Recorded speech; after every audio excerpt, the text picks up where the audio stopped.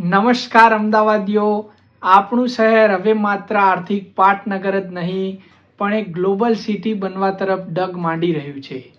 તાજેતરમાં જ AMC commissioner Banchhanidhi પાની દ્વારા વર્ષ 2026-27 માટે 17,000 કરોડ રૂપિયાનું જંગી ડ્રાફ્ટ બજેટ રજૂ કરવામાં આવ્યું છે.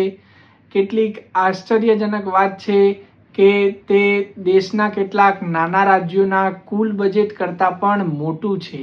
શું છે આ બજેટમાં ખાસ? શું તમારા ઉપર કોઈ નવો ટેક્સ લાગશે? અને 2030ની કોમનવેલ્થ ગેમ્સ માટે અમદાવાદ કઈ રીતે તૈયાર થઈ રહ્યું છે? ચાલો જાણીએ આજના ખાસ વિડીયોમાં.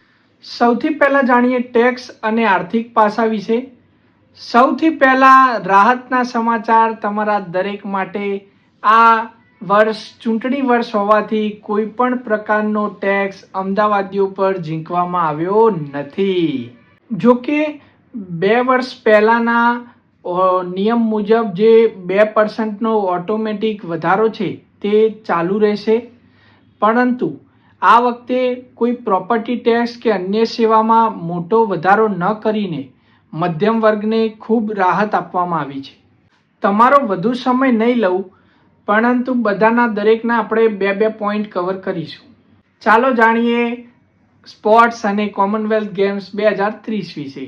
આ બજેટનો સૌથી મોટો હિસ્સો રમતગમત પાછળ ફાળવવામાં આવ્યો છે.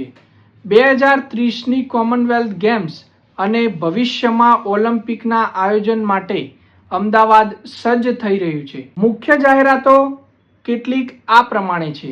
211 કરોડ રૂપિયાના ખર્ચે 6 નવા સ્પોર્ટ્સ કોમ્પ્લેક્સ અને 5 મિની સ્પોર્ટ્સ કોમ્પ્લેક્સ બનાવવામાં આવશે. કોમનવેલ્થ રેડીનેસ સેલની વાત કરું તો ગેમ્સની તૈયારીઓ માટે કુલ 100 કરોડ રૂપિયાની ફાળવણી કરવામાં આવી છે. શહેરમાં 35 નવા પ્લેગ્રાઉન્ડ અને 6 અત્યાધુનિક જીમ બનાવવાની યોજના છે.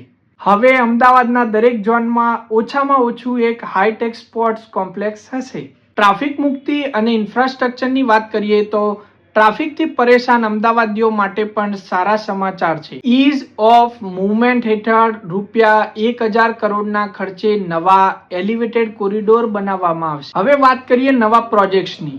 નહેરુ નગરથી ઇસ્કોન આ રૂટ ઉપર ટ્રાફિક ઘટાડવા સૌથી મોટો એલિવેટેડ બ્રિજ બનશે. બોપલના વકીલ સાહેબ બ્રિજથી ઘુમા સુધી નવો કોરિડોર. ₹600 કરોડના ખર્ચે એસજી હાઈવેને આઇકોનિક રોડ તરીકે વિકસાવવામાં આવશે. ફાટક મુક્ત અમદાવાદ કેવું રહેવાનું છે? તો વટવા, મણિનગર અને સરખેજ જેવા વિસ્તારોમાં રેલવે ઓવરબ્રિજ બનાવી ફાટક મુક્ત અમદાવાદ બનાવવાનું લક્ષ્ય છે. હવે આરોગ્ય, શિક્ષણ અને મહિલા સશક્તિકરણની વાત કરીએ. માત્ર રસ્તાઓ જ નહીં, પાયાની જરૂરિયાતો પર પણ જોર આપવામાં આવ્યું છે. શહેરની જાણીતી વીએસ હોસ્પિટલના આધુનિકરણ માટે ₹212 કરોડ ફાળવાયા છે.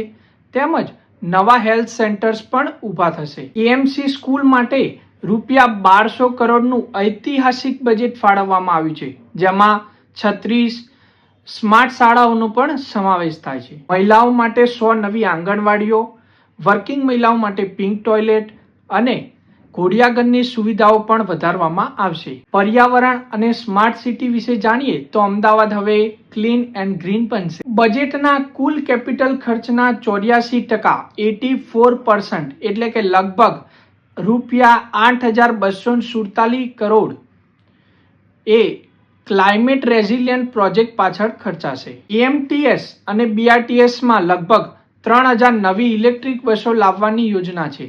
ટ્રાફિક મેનેજમેન્ટ માટે આર્ટિફિશિયલ ઇન્ટેલિજન્સ એઆઈ અને સ્માર્ટ સ્ટ્રીટ લાઇટનો ઉપયોગ વધશે. હવે સમય આવી ગયો છે કન્ક્લુઝનનો. તો મિત્રો, આ હતું વર્ષ 2026-27નું ભવ્ય બજેટ. આ બજેટ શહેરને સસ્ટેનેબલ, સ્માર્ટ અને સ્પોર્ટ સિટી બનાવવા માટે એક મજબૂત પગલું છે. તમને આ બજેટમાં કઈ જાહેરાત સૌથી વધુ ગમી? કમેન્ટમાં જરૂર જણાવજો. વિડીયો ગમ્યો હોય તો વિડીયોને લાઈક અને શેર કરવાનું ભૂલતા નહીં. ફરી મળીશું.